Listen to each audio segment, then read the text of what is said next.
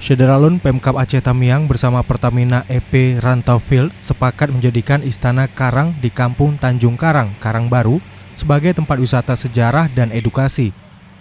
Tahapan awal menjadikan tempat bersejarah ini sebagai destinasi wisata sudah dimulai dengan melakukan pemugaran kecil di bagian luar istana.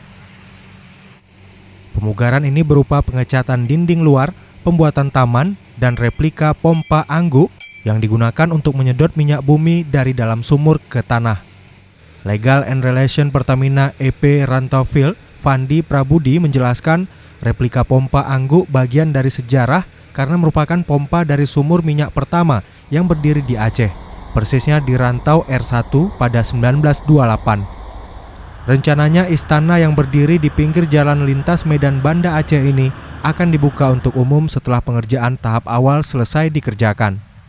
Pertamina hanya berperan dalam merenovasi bangunan fisik, sementara untuk kelengkapan koleksi sejarah nantinya akan dipenuhi oleh Pemkab Aceh Tamiang. Sejumlah masyarakat mengapresiasi pemugaran ini karena sudah terlalu lama bangunan Istana Karang terlantar sehingga terlihat kumuh. Selain kondisi bangunan yang mulai rusak, halaman istana juga terlihat semak dan tak jarang dijadikan warga untuk mengembala ternak. Dari Kuala Simpang, Rahmat Wiguna, Serambi On TV.